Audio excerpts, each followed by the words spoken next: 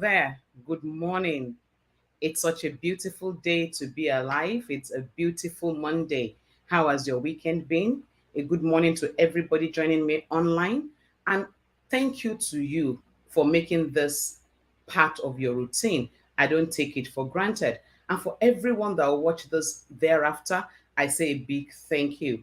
I know that this program will add value to you. Like I always say, I ask you to please like the video, share it with your friends, and give me your feedback. Let me know what areas, let me know your thoughts, let me know if there's anything you want us to talk about on this program. I'll be open and trusting the Lord will be able to do it. So it's another beautiful Monday morning and it's Knocks to Nuggets. So this morning, I have the honor of having a security expert in the house. Now, his abridged profile is about 3 pages, so you understand. I'll just pick a few, but can assure you he's a security expert.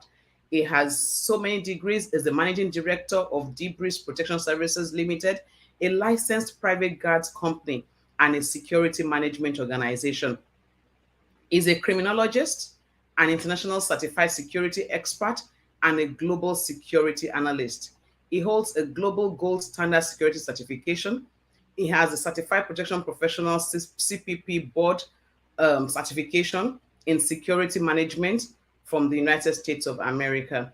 He is a certified protection officer, International Foundation for Protection Officers, Florida, United States. He's a certified security specialist in intelligence and public safety. Now, if I keep reading all the certifications, we probably will be here till the program is over.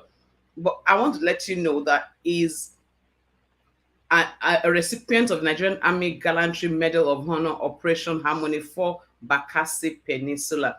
He's an on-air personality, a security analyst, and he has made over 250 security presentations and analysis on various local and international television and radio stations. He's a professional security and safety trainer with over 23 years work experience in military and industrial security. He's an international speaker of various conferences at home and abroad. He has trained over 8,000 students, staff, and management of various private, corporate, and government organizations on security, health, and safety related issues. He's made over 100 presentations on various local and international conferences as a guest speaker. His humble background is from the Nigerian Army, where he served in 245 Reconnaissance Armored Tank Battalion, Nigerian Army, Ikom Cross River State, and voluntarily disengaged from the military service over about 20 years ago. Is in totality passionate about the security and safety of Nigeria, Africa, and the world. So is so qualified to talk to you today about your safety. Ladies and gentlemen, help me receive to the Knox Nugget stage, Dickson Osajie. Good morning. Good morning. So good to nice have being you. Here. Thank you for having me. Thank you so much for agreeing to do this. I don't take it for granted. I understand your schedule and you could take out time to do this. I truly do appreciate it. Thank you so much for coming. So, security. No problem. It's my pleasure. I'm glad. Security, your area of passion. Let me start from the rock bottom. What exactly is security? All right. If you want to ask me what exactly is security, because if you are looking at security, we can look at it from the academic definition and also from the consciousness and awareness part of it. But from the academic definition, simply put, security is in totality the freedom from danger and loss, Freedom from danger in the sense that anything that poses threats to you, yourself, your family, business is danger. And it's also a prevention from loss, anything that has decrease or reduction in value. So in totality, our security is the freedom from danger. It's an ability for you and I to be able to walk, play around, move around, travel from here to east, travel from here to Abuja, travel all over the world without being intimidated, without being coerced, and without being frustrated. So security in totality, from your question, and for the purpose of our viewers, is in totality the freedom from danger. When we talk about danger, danger is anything that can pose threats to your life and your business. So when you are free from danger, then you are experiencing a positive state of security. Wow, that's broad. Total freedom from danger and loss. Wow.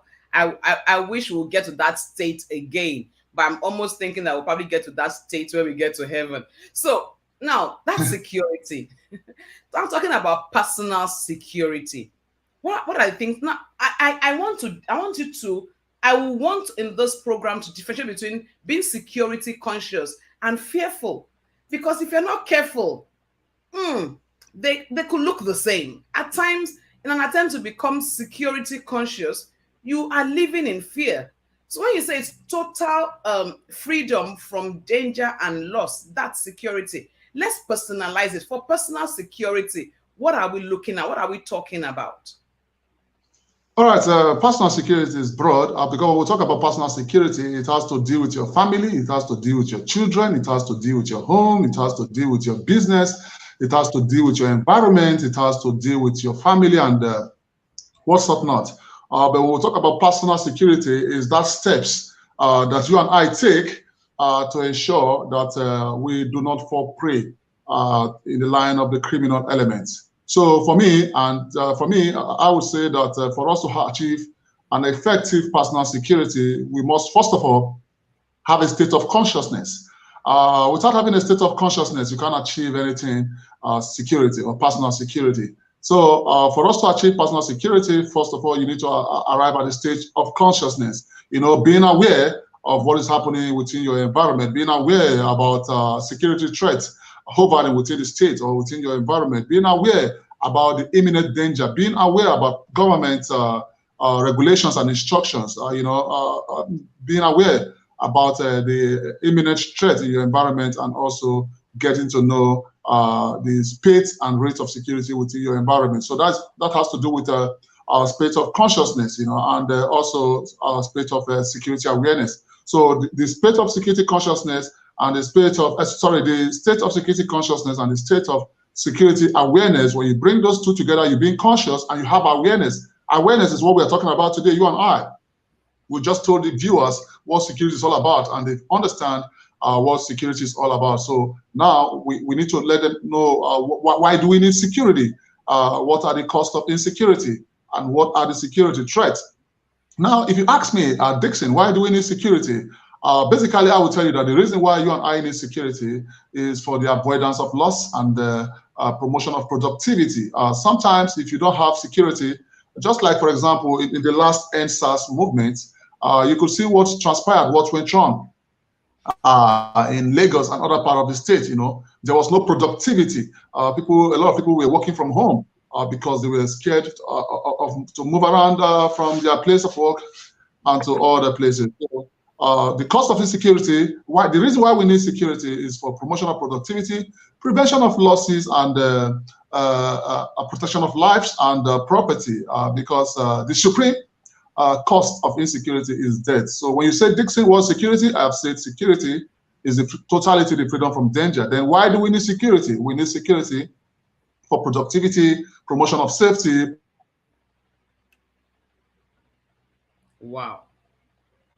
We need security for productivity, for promotion of safety, and prevention of loss.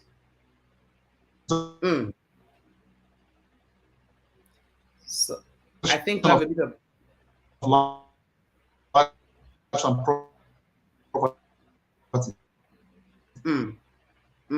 Then what are the security threats? Because basically, when you know what security is,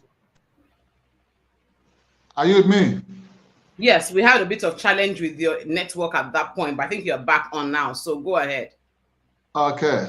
So we just talked about what security is and the state of security, being aware and being conscious, and why we need security. The reason why we need security, I said it earlier, for promotion of productivity, prevention of lives and property, protection of lives and property, and also life safety.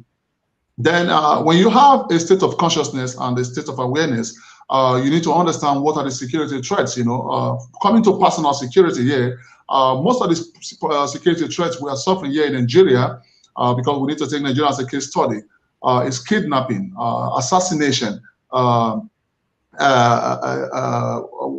robbery, and other security threats, pickpockets, and a lot of stuff happening in Nigeria. So those are the security threats, like bombing, and the movement of IEDs by this criminal element. So the reason why we need security, the cost of insecurity is very, very expensive, because when we talk about the cost of insecurity, most people think our security is expensive.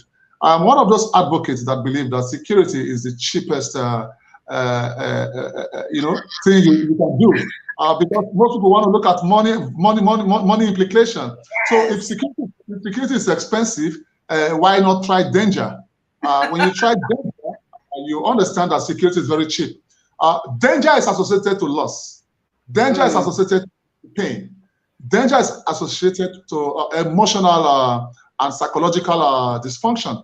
Danger, the high cost, the maximum point of danger is death.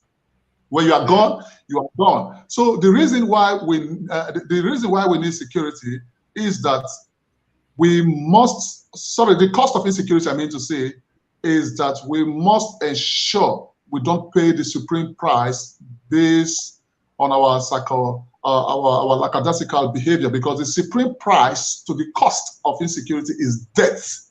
When you are gone, you are not replaceable. There is no any other Dickson, there is no any other Reverend Yomi, there is no any other person like me in this planet. When I'm gone, I'm gone.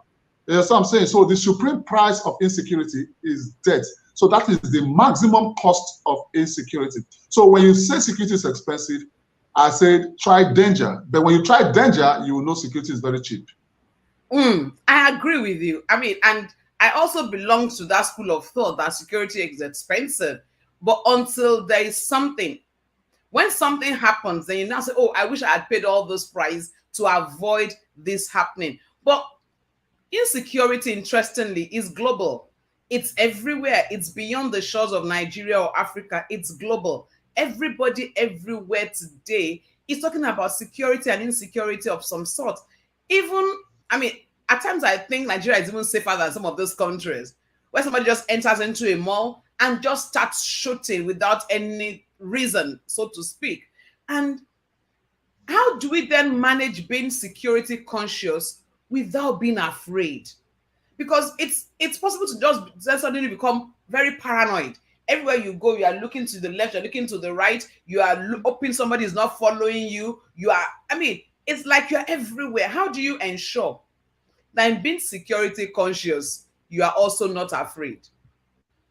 All right, thank you very much. This is a very, very intelligent question. You see, like you rightly said, there are various threats all over the world. I agree, because the truth is, crime will never be eliminated to the end of time. We are going to live with crime. We are going to stay with crime. We are going to experience danger day to day. It's part of life. That is the reality of life. We can't just think that if we travel from Nigeria, we'll arrive at safety in America or somewhere else. Now, the core essence of security is to reduce the state of danger to as low as reasonably acceptable. Reducing it in the sense that if the crime rate in Lagos, for example, is 80%, definitely the people of Lagos, 80% of people within Lagos metropolis will live in a state of fear. And when you live in a state of fear, security has been defeated. Because I told you, security is the freedom from danger. You understand? And when you live in a state of fear, security has been defeated, And that is why sometimes you directly talk about, go somewhere and you're looking right, looking left. That is where security awareness comes to play. Before you leave your state, maybe you want to leave Lagos now and you are going to Abuja, you need to have carry out an assessment about the happenings in Abuja. Don't just leave your home and you are going somewhere without checking the daily papers, without checking daily news, without getting to know what are the imminent dangers in your perceived location in case you are traveling. So you must get to know your location, where you are going, understand the crime rate in that area, the police in that area, their response time. And definitely, you know, in America, for example, if an incident transpired, the response time is very swift, you know, and that's Yeah. why security is very good. You know, when you have a good response time, you'll be able to mitigate such. So as individuals, coming down to our own personal security, we must be very careful wherever we are. And sometimes most of the crime associated, like you talk about in a mall, you come across people just shooting. That is known as active shooter. You know, an active shooter just come in a mall, go to a school, primary or secondary school or university, pick up the gun and begins to shoot. Now, when Mm. you find yourself in such a situation, you must be very, very careful. There are you only have three rules to play yourself in such kind of situation. You either run, hide, Mm. fight back. Now, I'm not asking you to go and fight back to play a hero. That could be detrimental. The reason why you need to run is there an opportunity for you to run from that danger, from that threat? If there's an opportunity for you to run, take a flight. Are you with Mm. me? Take a flight. Don't take a fight. Now, if you don't have an opportunity to run, then you run. And most times, I tell people that, like when I was in the military, they taught us how to hide from gunshot or how to hide from the enemy. Call cover from fire and cover from view. Are you with me? Now, Yeah. when we talk about cover from fire, when we talk about cover from fire, simply means cover from the power of the gun. Now, when I do like this, I'm covering. Am I covering from fire? Can you see me? No. Or you can't see me? Now, if you shoot at this very cover, will it penetrate me? Yeah. It It will. will penetrate. It will penetrate me because this hand fan Yes. does not have the capacity to withhold the pressure of a bullet. So this is not cover Yeah. from fire. It is cover from view. You Mm. can't see me, but when you shoot at this, you'll be able to get me. Now, Get when you you. break something very hard like this, and I cover myself, this will reduce the pressure of the bullet. Even if the bullet is going to penetrate this metal, the impact on me or in my body, on my body, will be reduced. So this is called cover from fire. Now, what am I trying to talk about? Cover from fire and cover from view. Cover from fire is a cover like the wall you are seeing here. If I hide at this wall and you are shooting from outside, you can't penetrate me. This wall is a typical example of cover from fire. Don't go and hide yourself in a mall looking for a basket to go and hide in a basket or hide under the chocolate shave or something and be eating chocolate. No, you must hide from fire. Hiding from fire means any object that the bullets cannot penetrate. So don't hide from view. You hide from view, it's okay, the criminal will not see you. But what if the criminal decide to shoot sporadically? That means the bullet will strike you. So that is one of the another second objective for you to hide. If you cannot run, then you hide. If you must hide, hide from fire. Don't hide from view. Hiding from view, I say, is any object that is penetratable. But hiding from fire is an object or any object that is not penetratable. Then the last option for you to do when you come across such attack in a mall or wherever the case may be, if you don't have an opportunity, listen, if you don't have an opportunity to run, you don't have an opportunity to hide, and it's just you and the assailant. That is where you need to activate animal boldness, because the truth is that your life is already at risk. If you don't act, you will die. If you act, you might survive or you will definitely die. So what do? You definitely have to act. Act in the sense that you need to, try all you could. Sometimes when you come under such kind of threat, you will not just, you'll be surprised where your strength and energy will come from. So those 3 points I just gave in the area of active shooter is for you to run, hide, or fight back. Fighting Mm. back is the last resort, not the first resort. Mm. Hiding is the first resort. Running is the first resort you have. You have an opportunity to run. Hiding is the second resort, while fighting back is the last resort. So that is the area of personal security when you find yourself in a public shooting or in a shop shooting. Wow. Everybody prays that will never get into such a thing. Everybody prays that would never get there. But it happens. So when it happens, this is just an information for you to have at your fingertips. Run, hide, worst case scenario, last port of call, fight back. But yes, all of this happens. As believers, we pray. But the Bible says, watch and pray. So somebody might be there saying, why talk about security? I'm fasting, I'm praying, and I'm trusting the Lord. No evil will befall me. We agree. No evil will befall you, but no harm having knowledge. You need to know. Know and pray you don't need to use it. But if you then need to use it, then you know what to do. Back again to security issues. I know we have said security is not expensive when you consider what insecurity can lead to. Now, as Yeah. an individual, what is the before I take this question that's on the screen, as an individual, what is the basic minimum you need to do for personal security? That is security consciousness. That is the basic minimum. Security consciousness.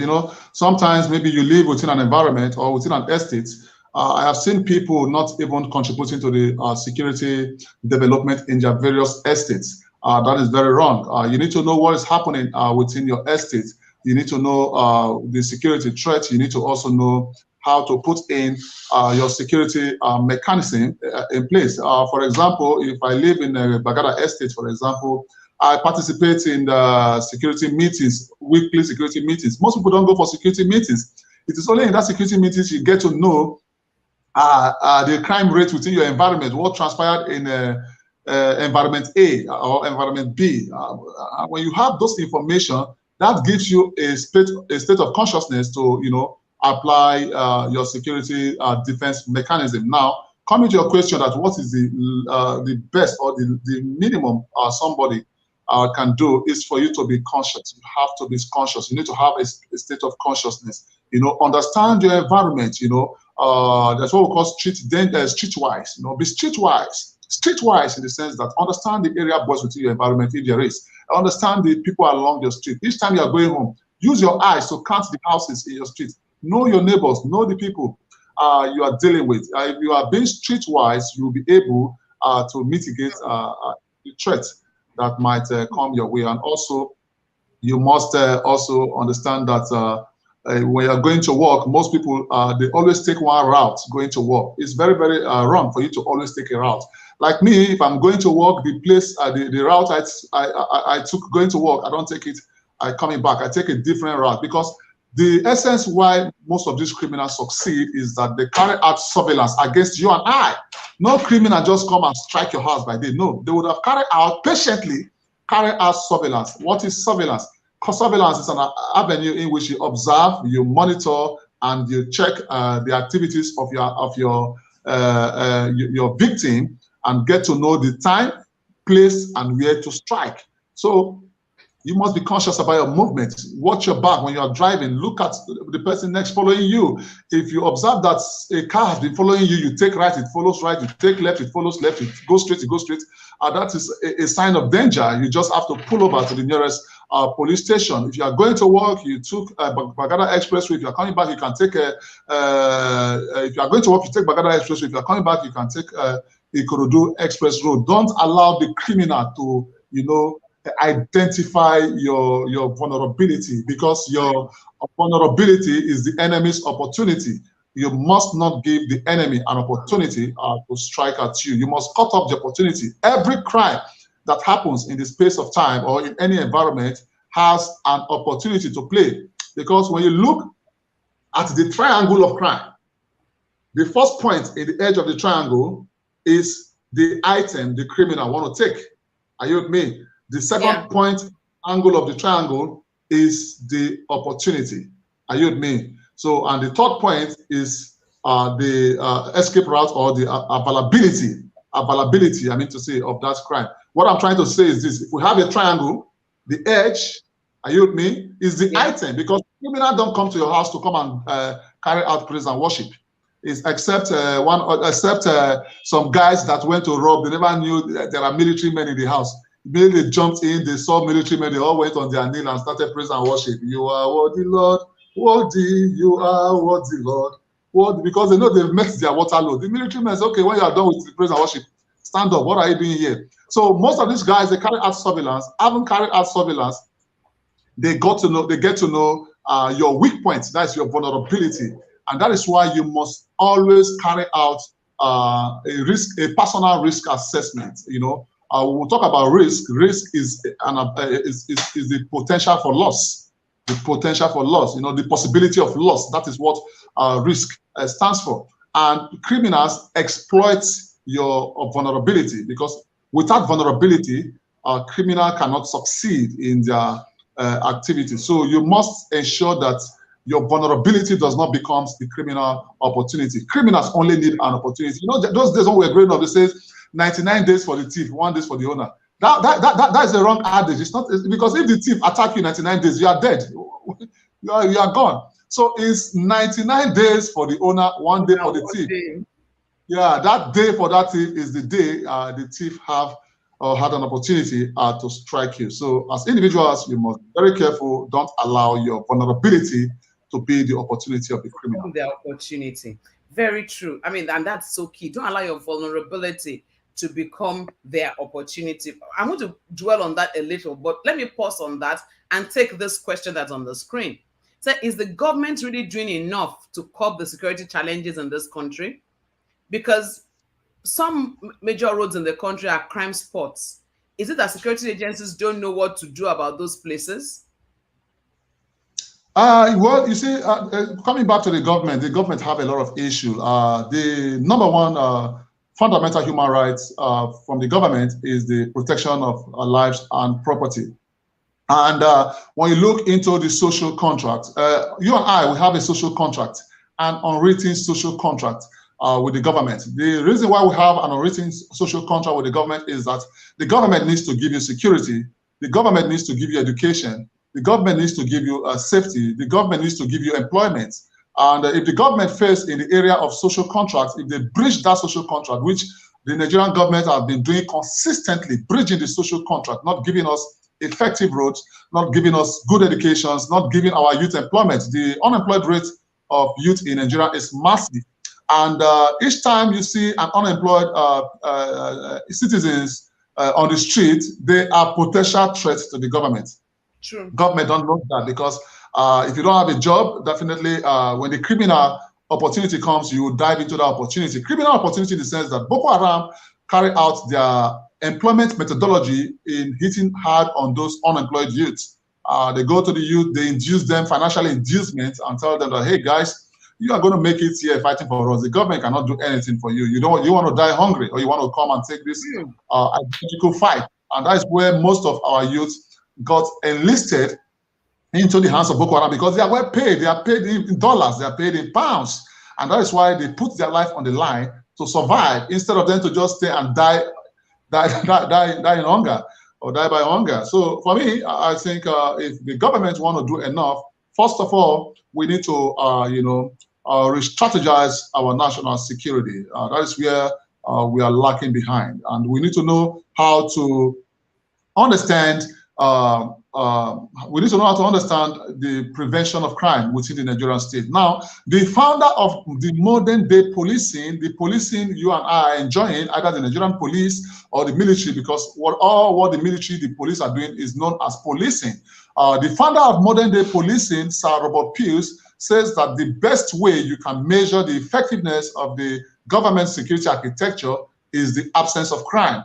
Now, the crime rate in Nigeria is on the high rise. The risk implication is on the high rise. So in my own measurement, I think we are not enjoying quality security. Now, if you ask me what the government needs to do, for you to attack crime, you need to, first of all, carry out a risk assessment. You need to understand, we don't even have a risk assessment within the police, a risk management department in the police.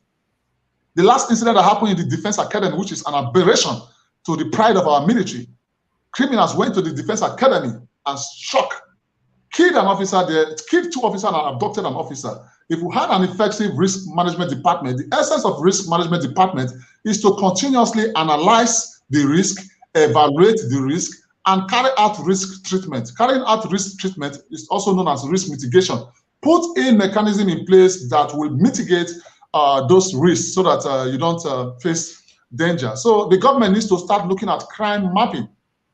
Crime mapping is very important because if you don't carry out crime mapping analysis, you will not be able to project necessary security force. Crime mapping in the sense that in Lagos State, for example, which environment do you think are the crime-prone area? You and I can also believe Oshodi is a crime-prone area. Then when you carry out a crime mapping, then you identify Oshodi. Where else you think is a crime-prone area? Mushin is a crime-prone area. If you carry out a crime mapping, you identify Mushin. Where else do you think is a crime mapping area? Or Jota is a crime-prone area. Or Jota is a crime-prone area. Then carry out a crime mapping, you identify Ojota. Having identified this crime-prone area in your crime mapping analysis, then you project necessary security force, which has to do with response and recovery. Because when you respond to crime, the end state of response is to recover from that situation. If you don't recover from that situation, then security is not achievable. Wow. I'm hoping and trusting that somebody in government will pick up on this and pick your brain on this. You have answered that question that was going to come on the screen on recommendations to prevent the spate of kidnapping. But there is one I need us to deal with. I'm almost tempted to pen it for next week, but let's try and deal it, because next week, like you said earlier, behind the scene, talking about home security. So you talked about vulnerability being the enemy of opportunity. I agree. How then do we avoid kidnapping? You've said a lot about don't take the same route all the time, be security conscious, be alert, be aware. Is there any other thing we need to know? And follow up to that question is the issue of home-based help. We all have domestic staff around us. We have drivers, we have cooks, we have cleaners, we have stewards, all of these people around us. How then do we stay alert and still have those people, because we need them? All right, thank you very much. I'm also seeing some questions on the streets that has to do with home security. We'll take these questions next week when we talk about home security. And coming by your question, I earlier told you that we must be security conscious and have security awareness. Like here in Lagos, the spread of insecurity, you and I are also, to be very honest, we're enjoying security in Lagos. Now, when you talk about kidnapping, like you rightly asked, kidnapping emanated from the word kid, napping. Kidnapping is the illegal transportation or evacuation of a child. Like the first person that was evacuated, that was kidnapped, was a little boy that came from a very popular home. It was kidnapped over 200 years ago or so, if I may remember, or if my brain picks right. And that was when the word kidnapping came into usage. You see the word kid, it's meant for a child. Nobody had envisaged that an adult like me can be kidnapped. Nobody has envisaged that in the time past. So now we started using the word kidnapping. Kidnapping is the illegal transportation or evacuation of a person without his consent. You see, it's quite regrettable, the high rate of kidnapping in Nigeria. In the early days, we have lots of armed robbery activities in Nigeria. Believe me, have you been hearing much about armed robbery in Nigeria? The rate of armed robbery has reduced by about 80 to 70%. Why is it that the rate of armed robbery has reduced? Most of these guys have moved to kidnapping because the risk implication in armed robbery is higher than the risk implication in kidnapping. Why did I say so? Before you carry out an armed robbery activity, you must have assembled the men, have the bullets, have the gun, carry out surveillance on the target, maybe a bank or a home, for example. Then you go and strike. Now, the possibility of loss is present in armed robbery. Possibility of loss in the sense that on both sides, the armed robbers might lose their life while they are carrying out that action, and the victims might also lose their life or lose financial, lose money or whatever the case may be. So now people got to know that the risk in armed robbery is too high. Say, man, what do you need to do? If you are just driving around, you just observe one big man that just come down from his car and wants to get something, you just pick him up, put him in your boot and drive away. and you'll be asking for 10 million. Sometimes you go and rob a bank, you might not see 10 million. Everything is in a chef, and criminals don't like delay. So before you start breaking those chefs, time is going, time is going. So when during the crime progress, police might respond. Guys, talking about armed robbery. But yeah, in kidnapping, you just need to be monitoring your victim, keep monitoring, then you pick him up. Now, how did we arrive at the high state of insecurity, the high rate of kidnapping in Nigeria? The high rate of kidnapping in Nigeria, the kidnap market began taking the boom at the arrest of Evans. You know Evans, the kidnapper?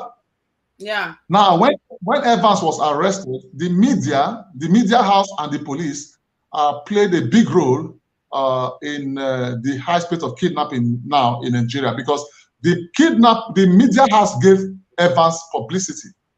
And wow. what happened was, we were calling Evans billionaire kidnapper.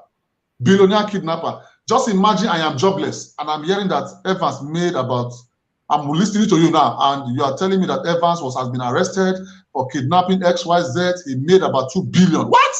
My head will blow off. I will be thinking about the next person I will go and kidnap. So the arrest of Evans enlisted many kidnappers here in Nigeria. People got to know that you can make more money in kidnapping.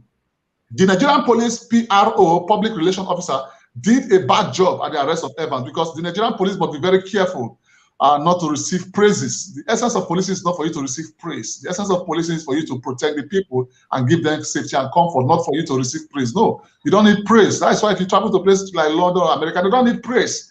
And that's why you see them, they will continue following a crime actor for more than 10, 20 years. They don't need praise. So when Evans was arrested, the PRO, they came on board, they started talking that Evans was arrested, he made billions. No, all those technicalities, all those informations are supposed to be meant for the training academy. Tell the people in the training academy this is what to do, these are the strategy. But when you come on air and start telling criminals, telling the Nigerian world, Nigerian public how criminals operate, the criminal market will expand, because we have a lot of jobless youth, and they will start going into kidnapping. They will start going into picking up human beings. So that was the bad job the Nigerian police did.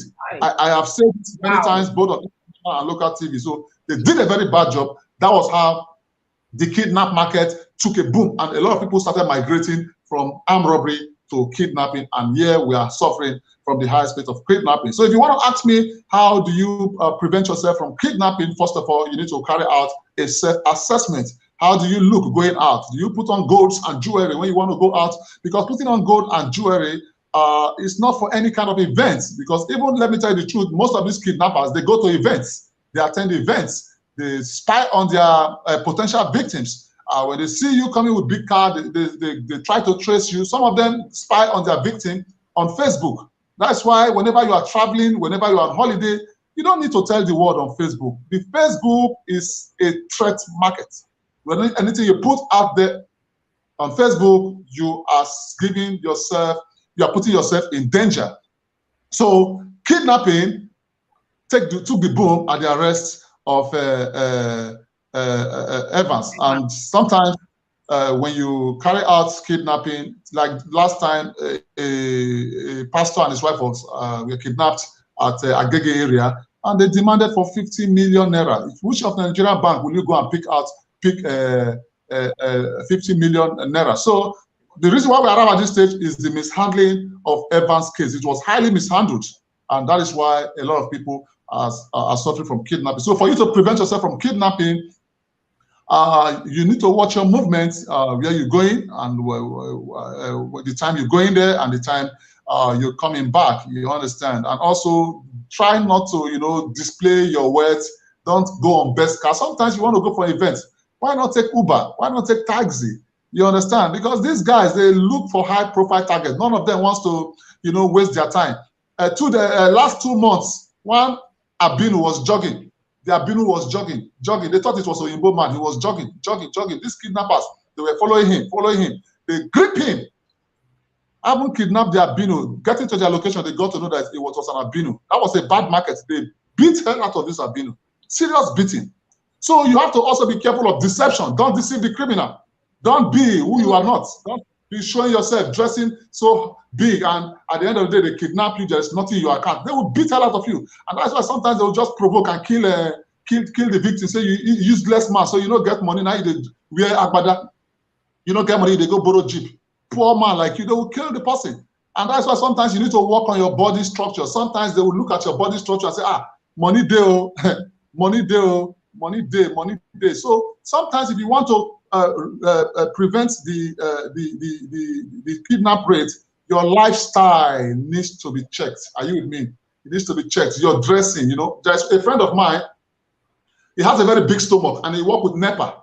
So each time he's going to Auchi, he will just dress big. Yes, and people thought he's a big man. They never knew he was a salary earner. They kidnapped him. This is a true life story.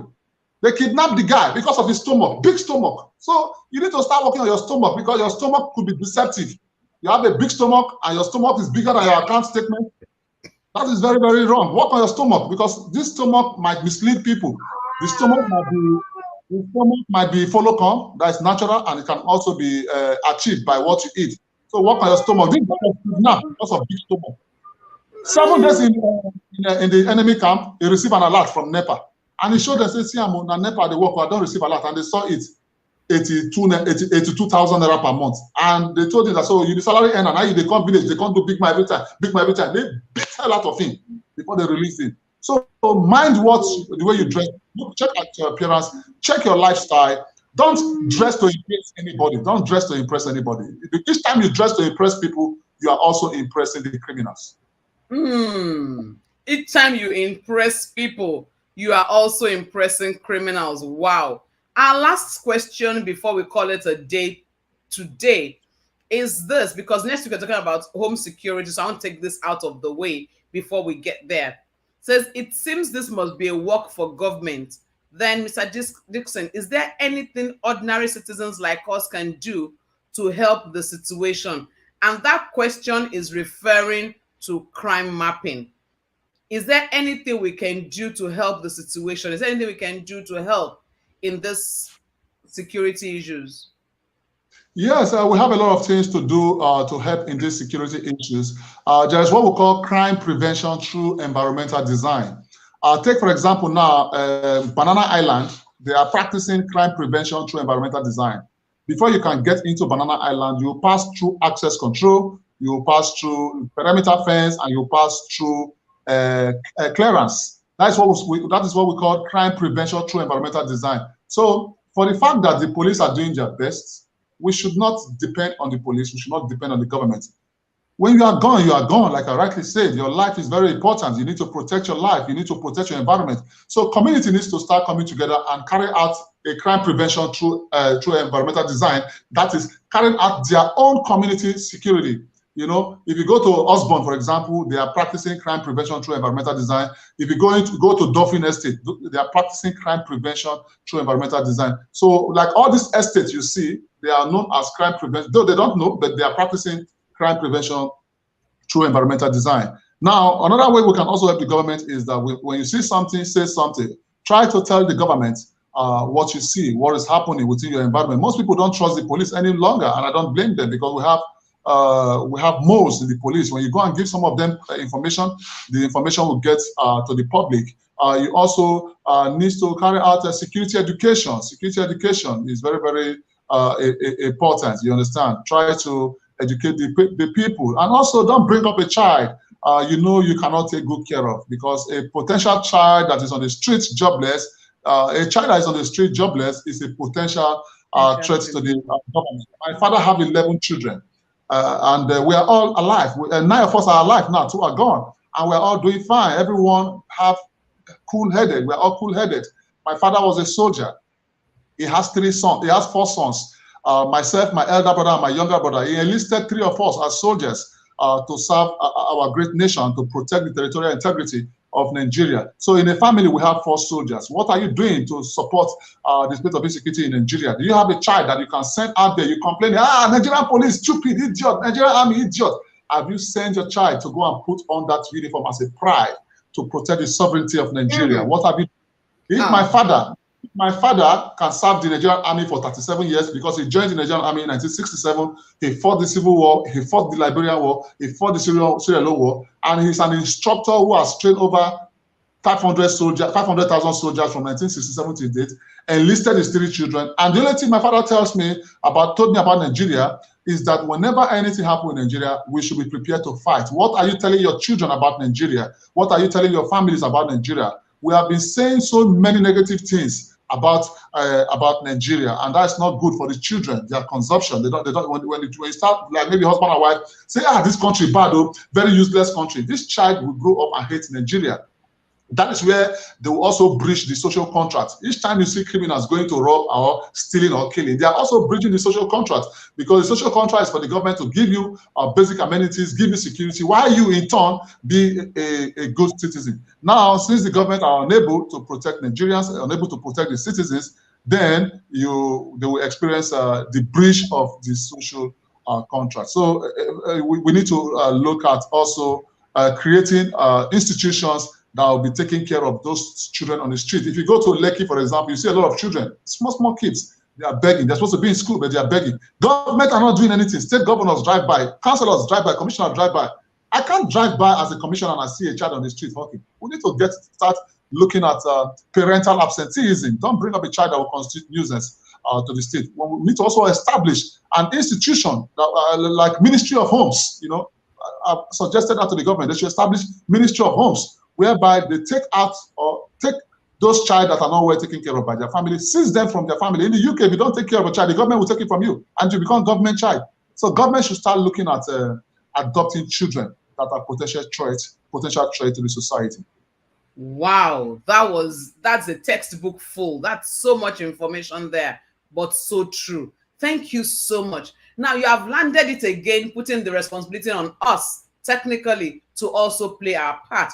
Last week we were talking about politics, and the bottom line was we must play our part. We can't fold our hands and be the armchair critic, seeing everything that is wrong and doing nothing. So if you're out there and you have a growing child that shows interest in military, support the child. All of us want our children to be engineers, ambassadors. Nobody wants their children to be policemen and policewomen. But until we all get our hands in the mud, roll our sleeves and get to work, we cannot expect to see the Nigeria of our dreams. You landed it again, throwing responsibility on us to also watch our words. Don't fill your children with negativity about the country. They will grow up hating the country. One of the things I found out in the developed countries is pride in the citizens. They love their country. They are proud of their country. We also have to get to that point where we truly love Nigeria and we are proud of the nation called Nigeria. Thank you so much, Yes. Dickson. I will not take your last words here.